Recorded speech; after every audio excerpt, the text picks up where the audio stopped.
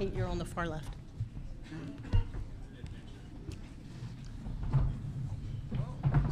Oh, and they will. I didn't know that. I gotta warn everybody else. Good morning, and welcome to the NCAA Division I Women's Basketball Press Conference featuring the Iowa Hawkeyes, winners from the Albany II Regional. We'll start with an opening statement from Coach and follow with questions from our student athletes. As a reminder, the student athletes will then be dismissed and will head to the mix zone for additional interview opportunities, and we'll open up the floor for questions for Coach. At that time, again, when the student athletes are dismissed, the locker room will be available for media availability at that time. And Coach, if we can open it up for a brief opening statement, and then we'll go to questions for the student athletes. We are obviously extremely excited to be here. This is everybody's goal, right, at the beginning of the year, to be in the Final Four and have the opportunity to play for a national championship. When we were here last year, nobody thought we'd be here again this year.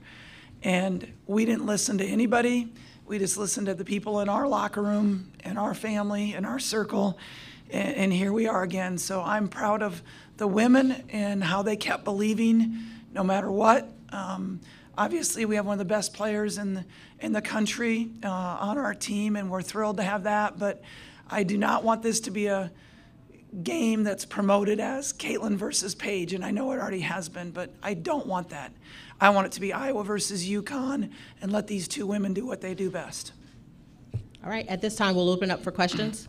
I'm going to start with Doug, then we'll go to Nancy. Second row. Doug Feinberg, the Associated Press. Caitlin, what did you learn last year when you were in this Final Four that you can apply to this year on and off the court? Yeah, I think being here last year, you're not really prepared for everything that goes on outside of the game. There's so many distractions. There's so many events you have to attend. There's so many obligations that you have to do. And, your main focus is to come here, and you're playing in the biggest basketball games of your career. So I think being able to block all that out and really lock in and focus on what your job is and what you're here for, and, knowing we're not satisfied. So I think that's the biggest thing, is soak all that in and enjoy it. But at the same time, this is business. We're here to win a basketball game and hopefully win two. We're going to go to our right, Nancy. Caitlin. Nancy Armour, USA Today Sports. Kind of piggybacking off what Lisa said, so much of the attention has been on you specifically this year. Mm-hmm. And you mentioned this over the weekend. When you're gone, what do you want to see, and what do you think needs to happen to continue the momentum that women's basketball has seen over the last couple of years?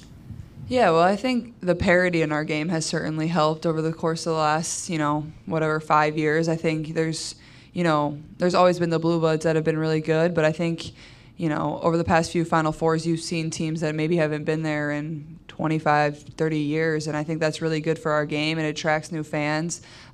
It showcases new players. It showcases new coaches. And I think also the amount of stars we have in our game, especially the young stars we have in our game, I think this freshman class really put on a show this year. They had me watching. They had everybody around the country watching. And I think the beauty is most of them are going to have to stay and play for 4 years. And they're just going to get better and better. Their teams are going to get better and better. And that will also additionally help the parity in our game and attract more people to want to watch. So I think those two things are, the most exciting part about the future of women's college basketball. We're going to stay to our right with Lindsay. We will come back over to our left after that with James and then Jonathan. Hi, Caitlin. Over here. Lindsay Schnell, USA Today. To your point about there's all this other stuff going on here, there's a USA basketball mini camp that you were invited to, but you're busy, so you can't go. Have you talked with anyone from USA basketball about how you might navigate that going forward? Have you seen, all the players are just walking around here. Has anyone come up and talked to you? Hey, we're ready for you to join whenever you're ready. Honestly, first of all, I've been lucky enough to play for USA Basketball 3 times on their junior national team, so I know how the system kind of works, and Coach Bluder has coached for them a few times, and anytime you're invited to do anything with USA Basketball, it's a tremendous honor, but, obviously, for me, it was like a win-win, I either doing that or doing this, and obviously this is where my focus was, and I wanted to get back to the Final Four with this group, and honestly, I haven't talked to anybody. I have people that do that for me, and I think growing up, your dream is always to be on the national team and play for the national team, and a lot of those players that are, in that pool or selection of who's going to be on the Olympic team are my idols. Those are people I grew up watching and wanting to be like. So, I think it's more than anything, it's just a tremendous honor to be invited and be on the same list as a lot of those great players. We're going to go to our left. Go ahead, James. For Caitlin and Kate, I'm Jamie Watkins for Cleveland.com. You guys, Caitlin, you just talked about how to continue the momentum that women's basketball has right now. You guys are in it, so it's probably hard to recognize, but how would you guys describe the moment that the sport is having right now? If we could start with Kate, and then we'll go to Caitlin. I mean, it's just super cool to be a part of.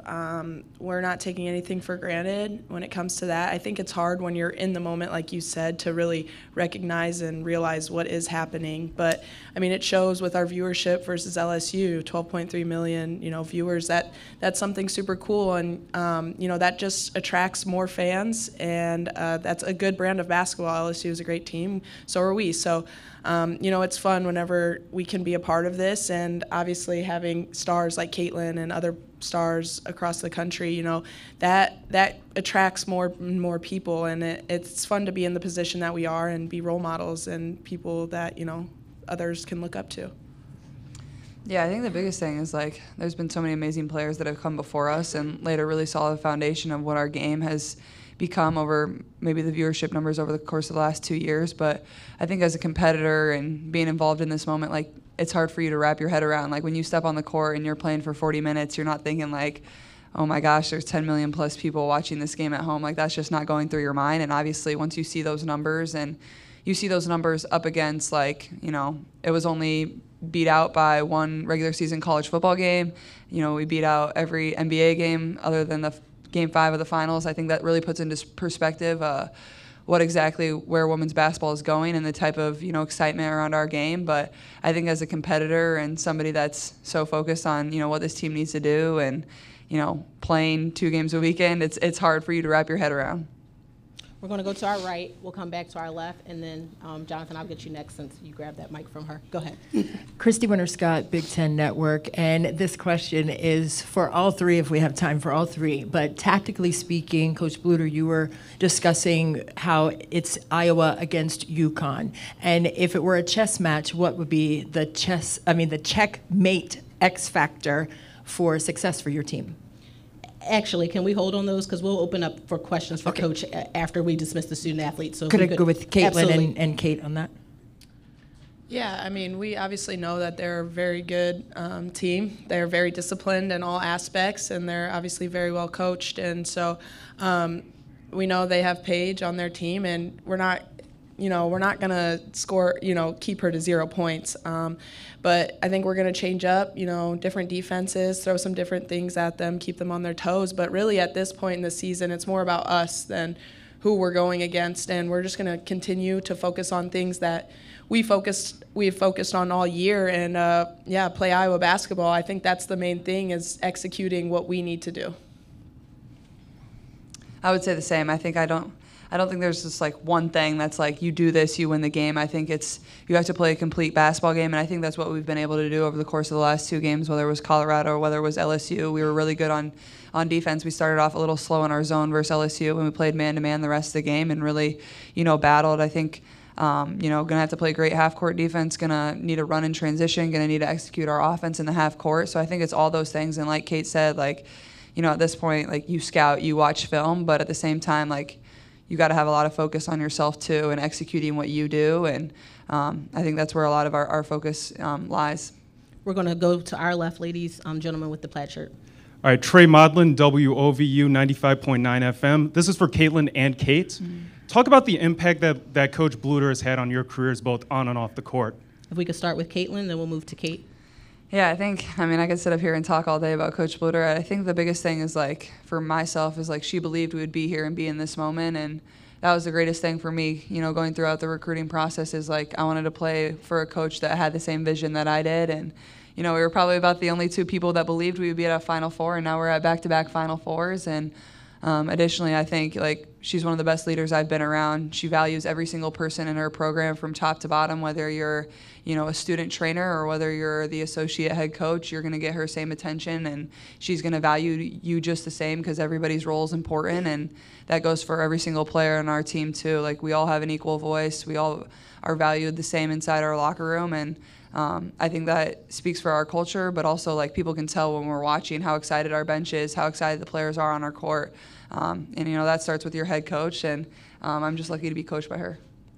Yeah, I want to echo everything Caitlin said, but also something that's super special about Coach Bluter is, she cares about us as people first over basketball players. And, she'd be one of the first people I would go to her office and, go with a problem, or, if I needed advice for anything, she'll be the first person to give me great advice and be a shoulder to lean on. And so I appreciate that about her. But I've always wanted to play for Coach Bluter ever since I was really young, and it's been a dream come true because, she's the best, and I'm very grateful that I've had the opportunity to play for her for 6 years.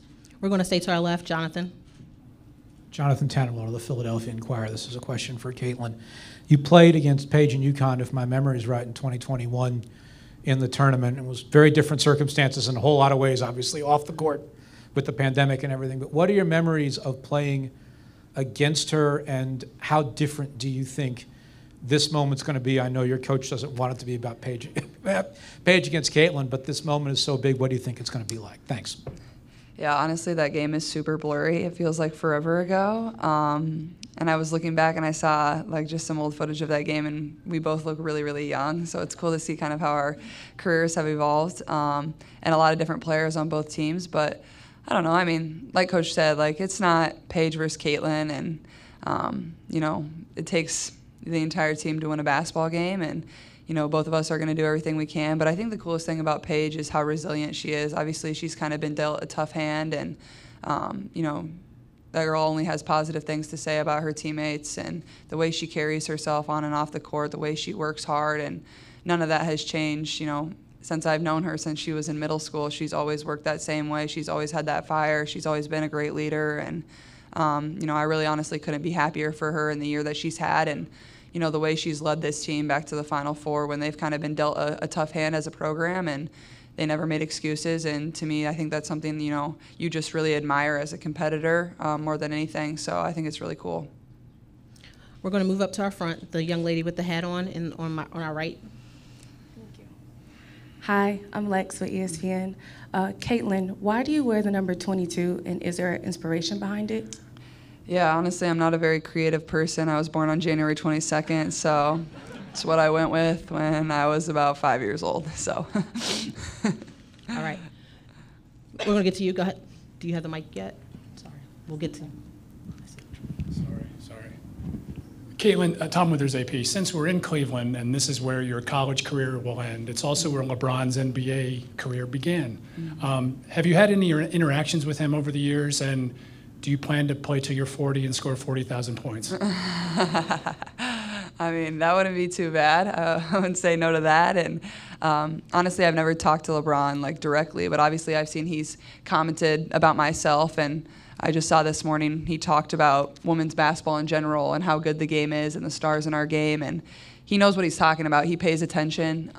He supports the game. He doesn't just talk about it. He really shows up and supports, and I think that's the coolest thing, one of the greatest players of all time, really helping support and grow women's basketball. That's exactly what we need. So he's somebody I've always idolized. So it's cool to be in Cleveland and play here, a place where his career started, and he was able to do so many amazing things. We're going to take our final two questions. We'll do the gentleman in the second row, and then we'll get to you, Nate. Anthony Lima, 92.3 The Fan here in Cleveland. Obviously, you don't need anybody's validation outside of your locker room for what you ladies have been able to accomplish. But piggybacking off what Tom said about LeBron, you had Luka, you've had celebrities coming out of the woodwork, kind of parachuting in and watching your game. Does it feel differently when you have so many people talking about your sport that you live every single day, and now everybody, including our talk shows and around the country, physically and verbally talking about your sport on a daily basis over the last month? Is this a question for both student athletes? Sure. We'll start with Kate. My bad. Yeah, you go. We'll move to Caitlin and then go to Kate. Yeah, I think it's really special. I think it's cool. this is exactly what we wanted for women's basketball, but also I feel like, you know, it could have been a thing a long time ago. There's been so many amazing stars in our game, and there's been so many amazing people to support our game. Like, it's not surprising that everybody's wanting to talk about it right now, but the product has always been there. Maybe it's, you know, on an increased level, and I think that goes back to my first point is, you know, the parity in our game, the stars in our game, the young talent in our game. You know, people are just attracted to that. They love watching. They love watching the competitive fire. They love, you know, seeing more upsets in the women's tournament. Like, all of that is just attracting more and more people. So absolutely, like, it doesn't get old seeing so many people talk about women's basketball. Like, for me, I think that's the greatest thing, and I know it'll only continue to and grow more. Any additional, Kate?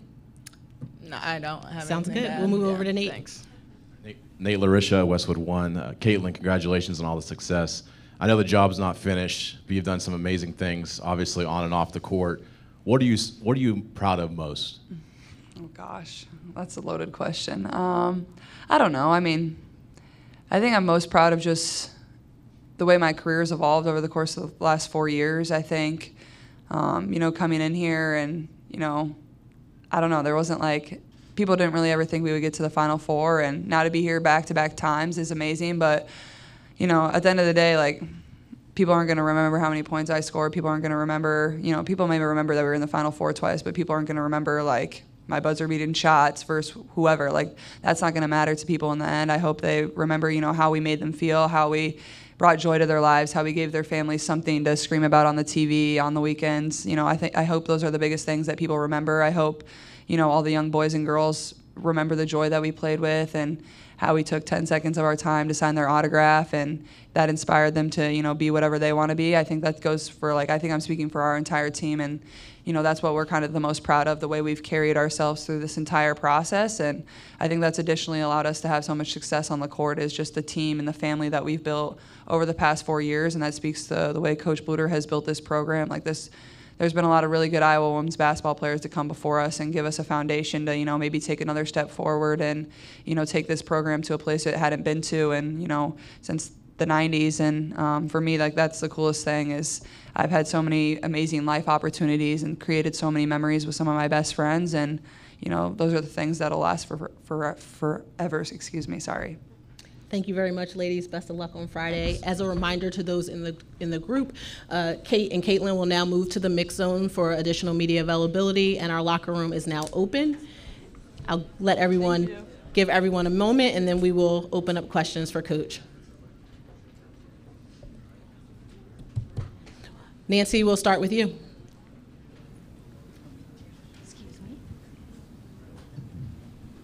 Hey, Lisa, Nancy Armour, USA Today Sports. What I asked Caitlin about what she wants to see, the game, you know, the continued growth after she leaves. What do you want to see, and do you have fears? You know, that you guys had 12.3 million the other night. Do you worry that if those numbers go down, that, you know, that people will look at that negatively or make a negative judgment about that next year? I mean, I think, excuse me, my voice is gone. I don't know why. I just woke up this way, but I apologize. I mean, I don't know if we can sustain the numbers we had last Monday night for a whole season, right? I mean, we're at the climax right now. We're at the end of the season. Everybody's watching us right now. So I think that's pretty special.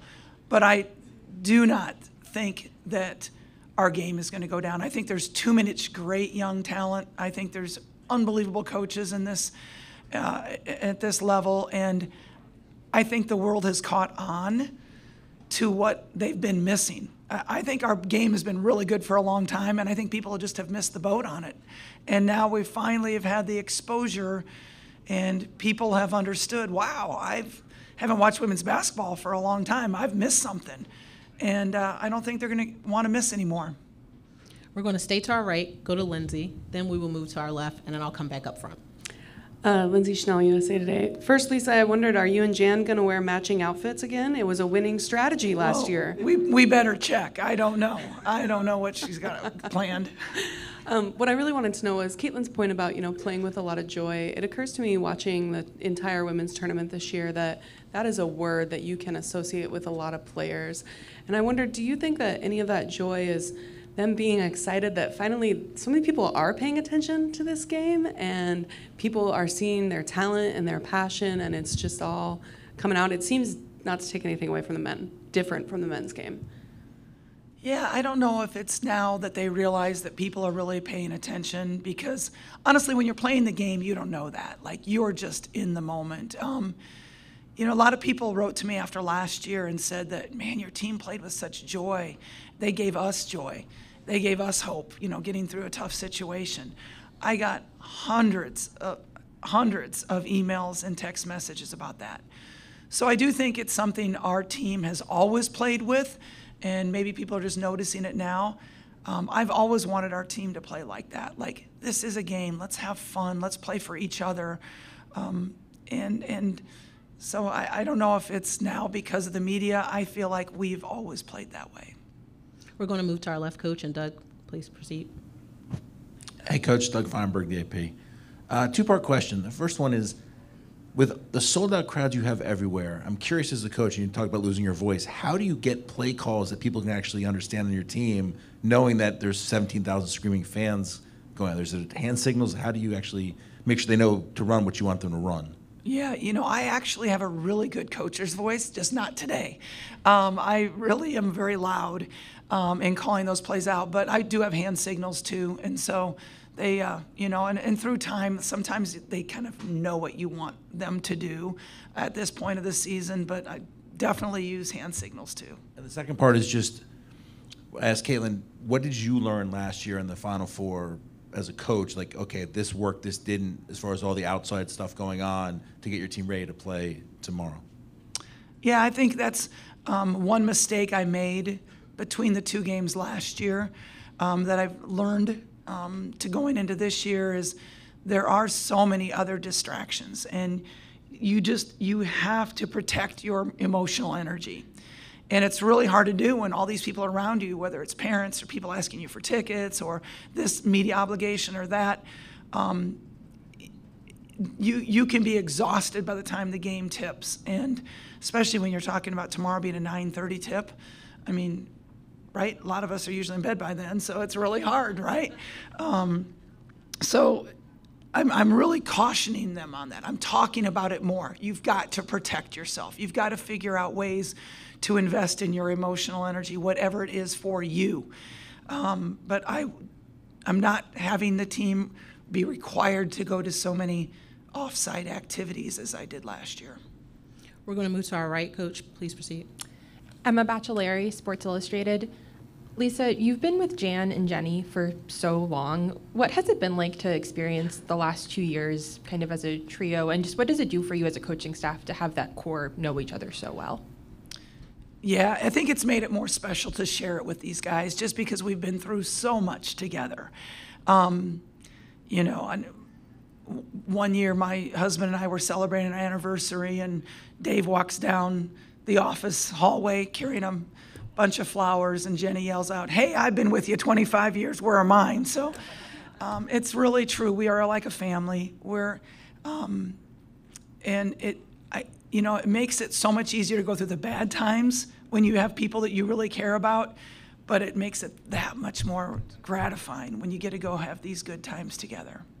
Coach, I'm going to zigzag again. We're going to move to our left, the gentleman. If you could raise your hand so the mic could get to you. I'll come back up to the front. I see you, James. I see you, Jonathan. I see you as well, and I see you, Cassandra. I'm going to try and fit everyone in as much as I possibly can in the next 5 or so minutes.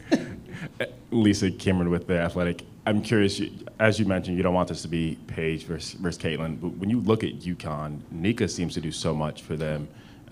When she stays out of foul trouble, it just seems like it helps Paige so much. When you watch them, how much does she dictate what UConn can do?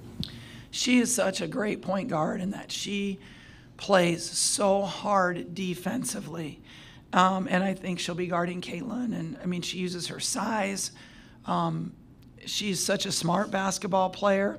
It does kind of relieve Paige of some of those duties, in my estimation. But, you know, it's like she doesn't really have to force things or create things. She kind of is doing what is there and available for her. And I kind of think Gabby Marshall does that for us. Plays extremely hard defensively, doesn't have to make points to be validated, but we'll take them if they're there. To our right. Coach Justine Fernandez, Big Ten Network. This UConn team likes to play up tempo. Iowa likes to play up tempo. How will you look to control the pace of play? You know, I think both teams feel like they're ready to go. I mean, at this point of year, we've both played a certain pace, a certain style all year long, and I don't think now is the time to really adjust what you do. You just go out and do what you do. And so, you know, we like to play fast, and we'll try to do that again on tomorrow night. Going to go to Cassandra, and then we'll move to Jonathan, and then to James. I'm going to try and fit all of you guys in. Let's see if we can do it. Cassandra Negley with Yahoo Sports. You've spoken recently about how Caitlin has really complimented her teammates, and you really think it helps boost their confidence. Have you seen more of that from her this run compared to last year, and how do teammates react to this year versus last year? I think she's learned that through her Iowa journey on how to be a great leader. And a great leader builds up people around them. And I don't think she knew how to do that when she first came to Iowa, because maybe, you know, she wasn't around as good of people. But then she learned, oh, these people are pretty good. And so now she's learned how she can use her voice to give other people that ability to play freely. And I think she's really learned that through her journey at Iowa. Jonathan. Jonathan Tannenwald of the Philadelphia Inquirer. In the past in women's basketball, we might not have seen the mass exodus of journalists that we saw when the players walked out the door, because the coaches were such the dominant figures. And a lot of them still are, obviously, but in this particular moment, the game is very player-centric in terms of the spotlight. And I wonder what you make of that. Thanks. I think that's the way it should be. I mean, they're the ones out there, you know, doing the hard work. They're the ones out there with the, you know, trying to be mentally focused and doing unbelievable things. When I look at Caitlin and what she does, I mean, it's absolutely amazing, as we all know. Her shots, her passing, her ability to elevate at the highest level on the biggest stage. Those are the people we should be paying attention to. We'll stay to our left. Lisa, you and Caitlin have both mentioned here that this moment that the game is having could have happened a while ago. The quality's always been there. Maybe just the exposure wasn't. I'm just curious, as someone who's been in the game for a long time, how have you seen the coverage of this game evolve, and how important is that? Extremely important. I mean, I think we have had, you know, I think people should have been talking about women's basketball for a long time now, and they finally are. And maybe it just took some superstars, you know, like Paige and Angel and Caitlin, in order for everybody else to understand and how good our game was. I think they should have been talking about it for a long time.